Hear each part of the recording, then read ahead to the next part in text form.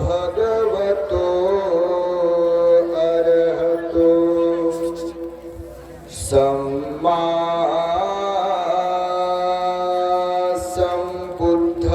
सम्बुद्धस्स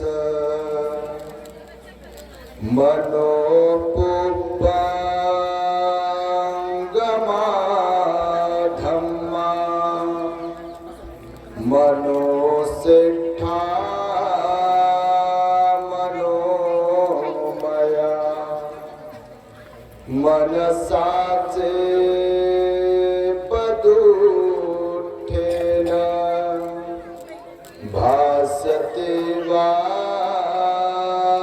करोति वा आवाज नाही का भाऊ इथे ततो नम दुःखमनवेति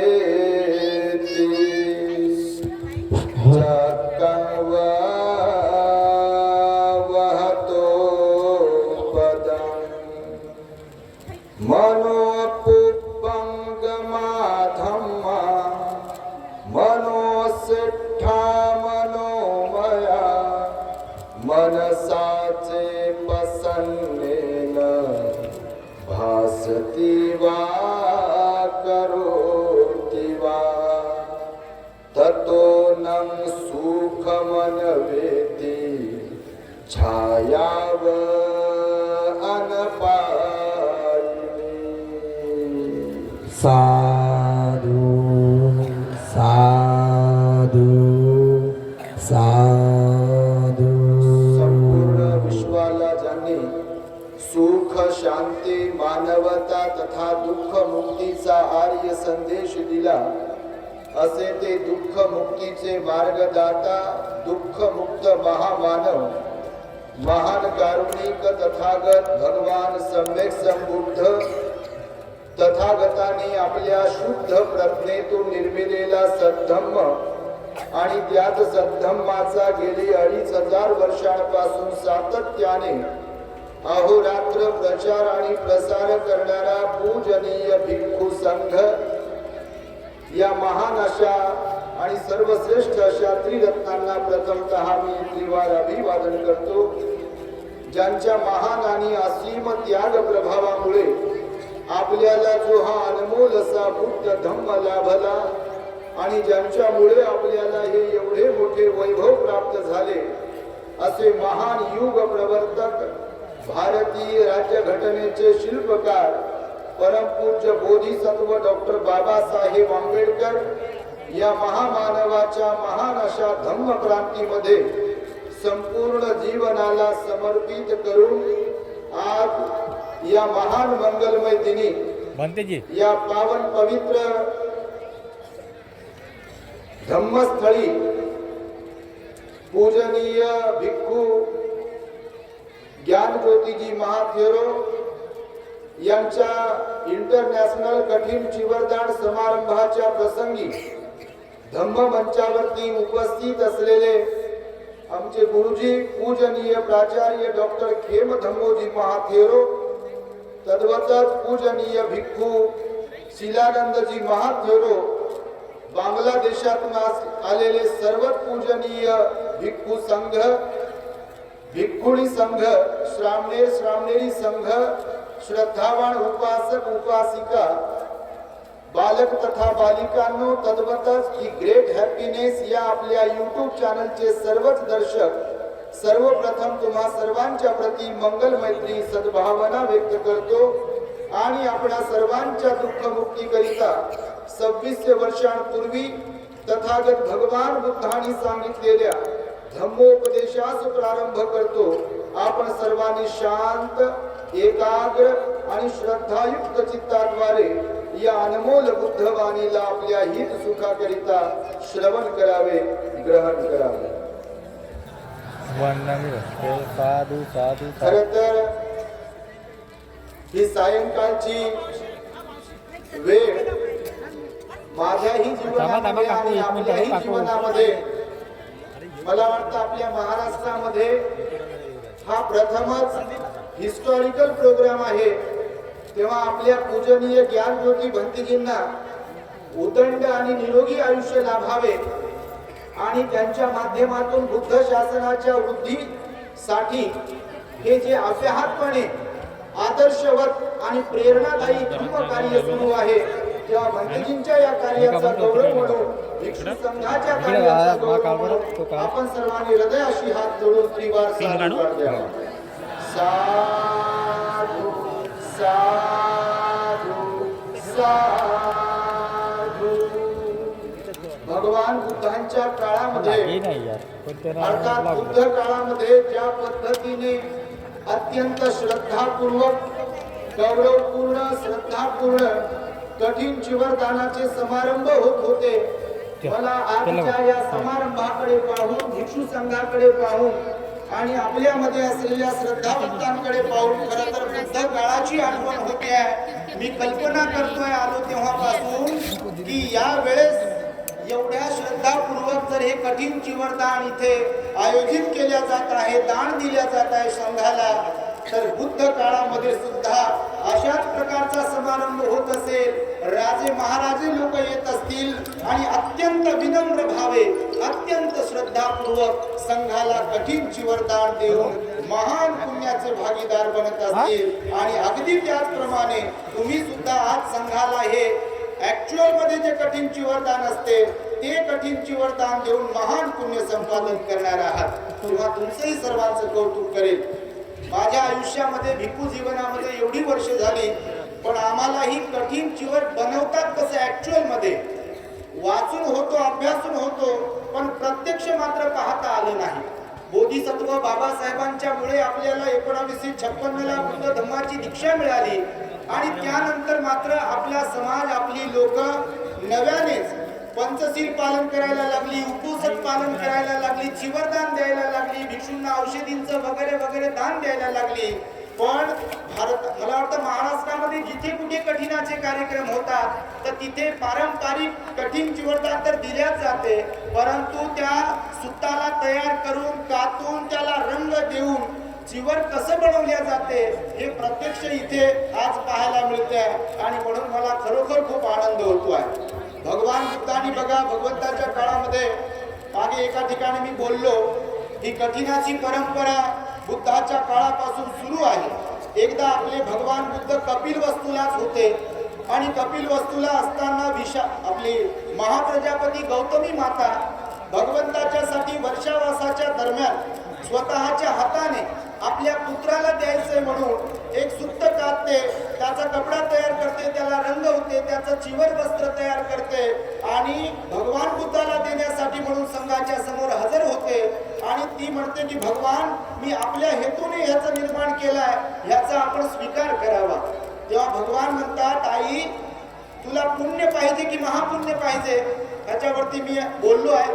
परंतु जेव्हा महाप्रजापती गौतमी आईला म्हणतात की पुण्य पाहिजे की महापुण्य, आणि तिथे भगवान बुद्धांनी दक्षिणा विभंग सुक्त जे आहे त्याचा उपदेश केलेला आहे. संघदानाचं महत्व काय आहे ते तिथे विषद केला आहे आणि आईला सांगितलं की संघाला दान दे, कारण बुद्ध रूपाने जास्त काळपर्यंत राहत नाहीत, पण धम्म काया बुद्धाची जी आहे ती संघाच्या माध्यमातून, धम्माच्या माध्यमातून परमनंटली या जगतात राहते. म्हणून आपण नेहमीसाठी बघा, संघामध्ये बुद्ध पाहिला पाहिजे, धम्मामध्ये बुद्ध पाहिला पाहिजे.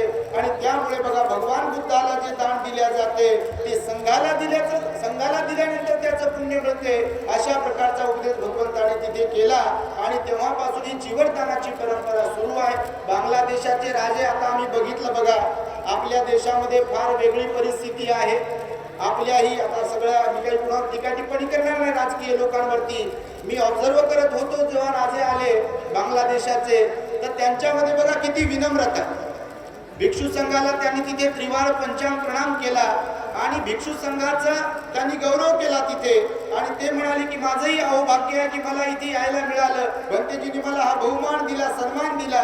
मी त्यांचं ऐकत होतो, बिलकुल यत्किंचितही अहंकाराचा लवलेशही नव्हता. बघा, तुम्ही कंपेअर जर करत असाल, लोकांमध्ये तुलना जर करत असाल, तर राजा असून देखील बांगलादेशाचा त्यांच्यामध्ये मात्र बिलकुल असा तसूभरही अहंकार नव्हता. अत्यंत श्रद्धा होती. मी फक्त त्यांना निहाळत होतो. ते आले, गुढग्यावरती बसले भंतेजींच्या समोर आणि त्रिवार पंचांग प्रणाम केला. इकडे पाहतो बापा आपल्याकडे तर सरपंच जरी असेल तर म्हणते मला खुर्ची पाहिजे म्हणते. त्याला भंतेजीचे महत्व कळत नाही, त्याला बुद्ध वंदना येत नाही, ते पंचांग प्रणाम करत नाही. त्याला वाटते माझा पण सत्कार कधी करते, माझा सत्कार कधी करते. ते त्याच्यासाठीच येते, सत्कार भेटला की निघून जाते. हे आपण पाहतो बघा. काही अपवाद वगळता बाबा तुमच्यात कोणी राजकीय असतील नेते तर तुम्हाला नाही, तुम्ही धार्मिक आहे म्हणून तर इथे आले. पण आम्ही पाहतोय आता सगळा भिक्षू संघ पाहतोय, समाज पाहतोय बघा. त्यांना वाटावं वाटत नाही, झुकावं वाटत नाही, लवावं वाटत नाही, आपली श्रद्धा प्रकट करावी वाटत नाही. आणि त्यामुळे या राजाकडून बांगलादेशाच्या आपण शिकलो पाहिजे की बुद्ध धर्मामध्ये सर्वात महत्व जर कशाला आहे तर ते श्रद्धेला आहे. बौद्ध त्यांनाच म्हणू शकतो की ज्यांच्यामध्ये त्रिरत्नांच्या प्रती श्रद्धा आहे. आणि त्रिरत्नांच्या प्रती निस्सीम श्रद्धा असलेला राजा आज आम्ही इथे पाहिला. आणि आम्हालाही त्याची प्रेरणा मिळाली की बौद्ध राजा भगवंताने आपल्या वंदनेमध्ये तुम्ही नेहमी म्हणत असाल की राजा भवतु धम्मिको. राजा जर धार्मिक असेल तर संपूर्ण प्रजा धार्मिक असू शकते. परंतु धार्मिकतेचा अर्थ असा नाही की जे आपल्या देशामध्ये चाललाय. धार्मिकता म्हणजे ज्यांच्यामध्ये शील सदाचार आहे, ज्यांच्यामध्ये दानावर ज्यांचा विश्वास आहे, शीलावरती ज्यांचा विश्वास आहे, ध्यानावरती ज्यांचा विश्वास आहे, असा व्यक्ती आहे धार्मिक आणि श्रद्धावान.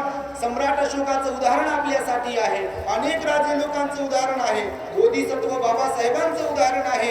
एवढ्या मोठ्या डिग्र्या घेतलेले डॉक्टर बाबासाहेब आंबेडकर 1956ला स्वतः बुद्ध धर्माची दीक्षा घेतात गुरु चंद्रमणी महास्तवीर यांच्याकडून. आणि आपल्याही लोकांना 22 प्रतिज्ञा देऊन बुद्ध धर्माची दीक्षा देतात. आणि म्हणून बाबासाहेबांच्या या महान प्रयासामुळे त्यागामुळे आपल्याला हा बुद्धाचा धम्म मिळाला. आणि या बुद्धाच्या धम्माचा गौरव करणे हे आपलं आद्य कर्तव्य आहे. आणि आज घडीला आम्ही पाहतोय पूजनीय ज्ञानज्योती भंतेजी खरं तर आमच्या भिक्षू संघामध्ये असलेले एक अनमोल हिरा आहेत, अनमोल रत्न आहेत. प्रचंड त्याग आणि संघर्ष. विशेष म्हणजे केवळ बुद्ध धर्माचं तत्वज्ञानच सांगतात असं नाही आहे. आमच्यासारखे कितीतरी भिक्खू त्यांचे फॉलोअर्स आहेत, त्यांना आदर्श मानतात, त्यांच्याकडून प्रेरणा घेतात. ते भिक्खू तर आहेतच आहेत, विनयधारी आहेतच आहेत, सिलवान तर आहेतच आहेत, गुणवान तर आहेतच आहेत. पण त्यांच्यामधली विशेषता जी आहे ते आंबेडकरवादी भिक्खू आहेत. आणि त्यामुळे आम्हाला त्यांच्याबद्दल नेहमीच आदर वाटतो. कारण बाबासाहेबांना अभिप्रेत असलेलं धम्माचं कार्य पूजनीय भंतेजींच्या माध्यमातून होतो आहे. नेहमी भंतेजी सगळीकडे फिरत राहतात. त्यांच्या त्यागालाही सलाम आहे, त्यांच्या कार्यालाही सलाम आहे. तुम्ही एवढ्या मोठ्या संख्येने इथे आलात कठीण जीवनदानासाठी, ते केवळ आणि केवळ भंतेजींच्या प्रती श्रद्धा असल्या कारणानेच आला. त्यामुळे मला भंतेजींनी इथे निमंत्रित केलं. खरं तर ते माझं अहोभाग्य आहे, माझं पुण्य आहे की भंतेजींनी आम्हाला इथे निमंत्रित केलं. आमच्यासारख्या छोट्या छोट्या भिक्षूंना महत्व देऊन बुद्ध शासनाच्या वृद्धीसाठी काम करणाऱ्या भिक्षूंना भंतेजी बोलवतात, महत्व देतात. आणि भंतेजींचं हे जे काही कार्य आहे त्या कार्यापासूनच आम्ही एक प्रेरणा घेत असतो. आणि त्यामुळे भिक्षूंना, भंतेजींना, संघाला मी वंदन करतो. वेळेच्या अभावी अधिक इथे बोलता येणार नाही. तुम्ही पाहताय, मीच पाहतोय की आपल्या महाराष्ट्रात एवढा मोठा पूजनीय संघ एवढ्या मोठ्या संख्येने उपस्थित आहे. मीच गहीवरून गेलो आहे, मला सुचत नाही. तुमची श्रद्धा मी आल्यापासून पाहतोय बापा. भंतेजींच्या याच्यामध्ये कारखान्यामध्ये तुम्ही निर्माण झाला, तुम्ही सगळेजण श्रद्धावान आहात. आम्ही त्या संघारामगिरीला पण गेलो, मागच्याही वेळेस आलो होतो, आताही आम्ही तिथे गेलो, भंतेजींचं अधिष्ठान पाहिलं. जेव्हा जेव्हा अशा सिलवान, गुणवान, विनयधारी भिक्खूंकडे आपण पाहतो तेव्हा नक्कीच आपल्याला प्रेरणा मिळते. आमच्यासारख्याही छोट्या भंतेजींना प्रेरणा मिळते. म्हणून आज जे कठीण चिवरदान समारंभ या ठिकाणी संपन्न होतोय. भगवंतांनी खरं तर दान देत असताना 5 प्रकारे सत्पुरुष दान म्हटलं भगवंताने. शॉर्ट मध्ये तुम्हाला सांगतो, भगवान म्हणतात 5 प्रकारचे सत्पुरुष दान आहेत. एक तर आपण श्रद्धापूर्वक दान देत असेल तर ते सत्पुरुष दान होते. नंबर 2 ला भगवंताने सांगितलं की गौरवपूर्ण दान दिले जात असेल तर ते सत्पुरुष दान होते. उचित समय पर दान, अगर आपण वेळेवर दान देतोय, योग्य वेळी त्याला म्हटलं, योग्य वेळी दान देत असेल तर त्यालाही सत्पुरुष दान म्हटलं. मुक्त हस्ते जर दान देत असेल तर त्यालाही सत्पुरुष दान म्हटलं. आणि कुणालाही इजा न पोहोचवता कुणालाही त्रास न देता जर आपण दान देत असेल तर त्यालाही सत्पुरुष दान म्हटलेलं आहे. असे 5 प्रकारचे सत्पुरुष दान आहेत आणि निश्चितपणे आपल्याकडून ते वारंवार केल्या गेले पाहिजे. श्रद्धेनं गौरवपूर्ण दान आपण दिल्या गेलं पाहिजे आणि म्हणून इथे नक्कीच आपण एवढ्या मोठ्या श्रद्धेने आलात आणि आपलं दान इथे भिक्षू संघाला देत आहात. हे महान पुण्य आहे. कठीण जीवनाचं महान पुण्य सांगितलेलं आहे आणि ते पुण्य आज आपल्याकडून सर्वांकडून घडते आहे. तेव्हा आम्ही पण इथे भिक्षू संघामध्ये सहभागी झालो. त्या सर्वांच्या प्रति मी मंगल मैत्री व्यक्त करतो. पूजनीय भंतेजींनी आणि भिक्षू संघाने मला बोलण्याची संधी दिली त्याबद्दल भंतेजींच्या सदैव मी ऋणात राहतो. भंतेजींचे आभार व्यक्त करतो आणि माझ्या शब्दांना पूर्ण विराम देतो.